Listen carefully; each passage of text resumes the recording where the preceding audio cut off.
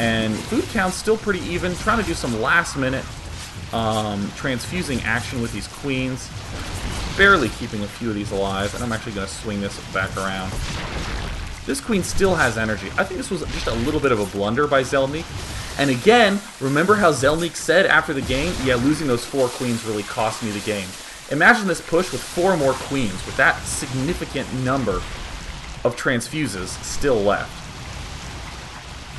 I mean, pretty impressive considering that I got my expansion up, I got my Mutalisk completely uncontested, I got to do damage in the back of his base, I got to kill 4 queens, and this is still the state that the game is at. And he's rushing in here, doing a ton of damage back here. I don't have any Zerglings. The Zerglings just died too fast, because the Roaches just deal so much damage and have so much life. And again, with the armor, wow, pretty absurd. And I managed to finally clean this stuff up.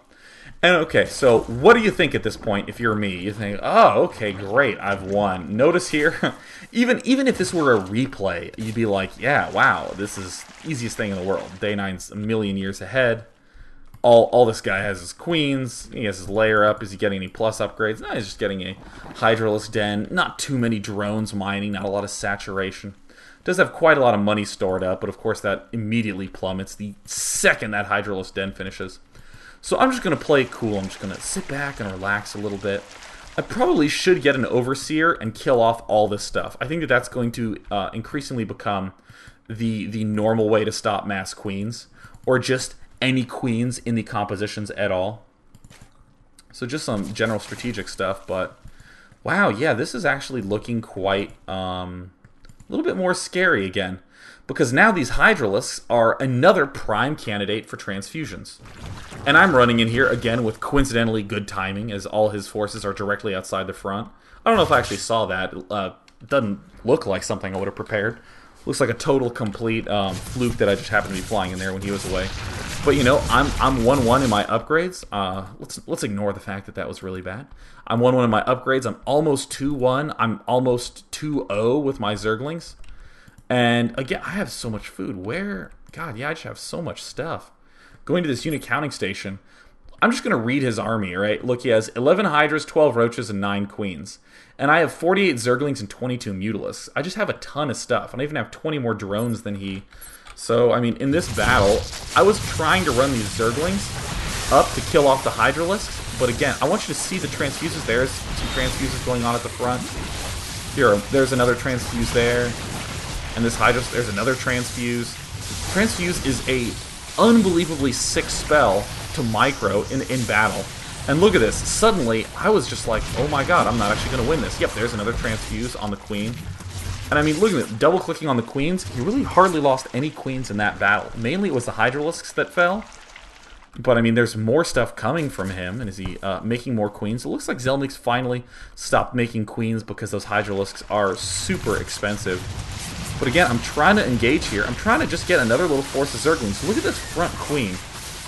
Oh, there's another transfuse. I just couldn't kill this Queen. I remember this part in the game. I was like, God, can I just kill one Queen, please? Can I please just kill this one Queen? I was just like, God, thank you. And then I think I ran away like 5 seconds later. Especially when all these Hydralisks start coming in. Do I actually continue to fight here? Maybe I should have. Oh no, that's a lot of Hydralisks. That's 4 full Hydralisks there.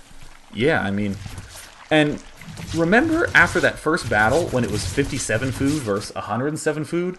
Now Zelniq is back to 91 food versus, well, it was 91 versus 91. I'm, again, pulling a little bit farther into the lead, but I do have 3 hatches constantly making, like, everything, and I'm trying to rearrange as best I can. But despite some of these early game kinks that we saw in Zelniq's play, well, actually, that Zelniq pointed out as, you know, big flaws. You know, whoops, accidentally just left some Queens out here. Some bad timing there.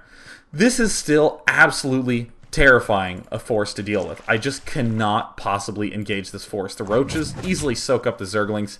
The Hydras and the Queen deal the damage and transfuse like crazy. It's pretty damn brilliant. So if the mid game can look this good, how can we fine-tune the early game to be as best as possible? And in just probably a minute or two, I'm going to be opening up the StarCraft 2 campaign editor so we can get a chance to actually try this out. Some delicious water in the middle of the cast. I just want to do this one more example here because I think I barely defend here.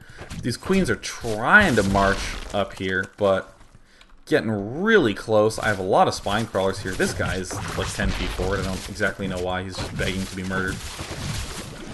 More Hydrals streaming in. Have some Zerglings here, making sure he doesn't steal an Expo. And I have, again, this huge Zergling Mutalisk army. I do manage to pick off these queens at the front. And after you kill a few queens, the rest of the queens fall pretty fast. But Zelniq somehow macroed himself the biggest army of Hydrals I had faced the whole game. So there wasn't really too much I could do about it. So hey, let me try to engage again. No, that's definitely not going to happen. So this was a big shocker to me. I mean, I was 2-1 on my Mutalisks. I opted to get the attack upgrade over the armor upgrade. Feeling a little bit more like I should have gotten more armor. Not entirely positive on that one because really, yeah, just not entirely positive. If I was against Mutalisk, I definitely want to get the armor upgrade because Mutalisk bounce 3 times, so you get the triple effect of the armor. Whereas with the attack, I think I like that a little bit more for sniping off Hydras and Mutas. Excuse me, Hydras and Queens and all that stuff. So what have we seen at this point? We have seen a sweet build by Zelniq. Or, this is actually what I should phrase it as a little bit better. I do want to exit StarCraft 2. Thank you for asking. So we saw a cool mix. We saw a lot of queens, and it wasn't stupid. It was actually absolutely terrifying. At multiple stages in the game, it was just like, Jesus, he's transfusing, and they're still alive. And he's still transfusing, and he's still transfusing, and he's still transfusing. Okay, I finally killed one after losing like half my army of Mutalisks. That is really, really, really, really cool that actually exists in that fashion. Because it immediately makes this mix work really well, you know. And we're going to talk a little bit more about it in a second. But anytime you see a mid-game that you really like that beat you really badly or something like that, just open up a training map and think of a good opening that would lead into that. So we're going to do a little bit of brainstorming about that in a second. But think about the impact that Queens will have on the Zerg vs. Zerg matchup now. How did Zerg vs. Zerg work in Brood War? Well, it was, if I get more gas, I get more Mutalisks. And if I have more Mutalisks than you, then I win. With some notable exceptions. But that's basically it. It was this gas battle. Whoever has the most Mutalisks. But now, in Zerg vs. Zerg, what if you have 10 Mutalisks, and he has 10 Mutalisks, and 2 Queens to transfuse his weakened Mutalisks? That is a very, very cool way to get ahead. And remember, now you're bringing in minerals. Minerals. You're now bringing in minerals by getting your Queens in that mix. So sweet. Yeah, you can do a lot of harassment, bounce back, transfuse with some of your extra Queens, and jump right back into battle again. And now you can be more aggressive with your Mutalisks, do some more cute tactics with them, knowing your Queens are back home to defend and transfuse. Again, because they can attack and spellcast. So, a lot of possibilities opening up in just Muta versus Muta battles. And we're starting to see that it introduces the ability to start going for a bunch of Roaches. You can easily go for mass Roach, not tech at all. And if he's teching for Mutalisks, you just get a ton of Queens. No need to get layer. You know, you can happily do what... happily do what Zelniq did, which is get one evolution chamber and begin upgrading, and around the time you finish 1-1, that's when your layers finish. So charge directly in to layer tech, continue upgrading and stuff like that. So that it is just amazing to me how much this introduction of Queens has an impact now on just the whole thought process approaching Zerg vs. Zerg now. So you know what? I want to try some mass Queen stuff. This is perfect. We've been going for 31 minutes, so we'll do about 20 minutes of action in the campaign editor.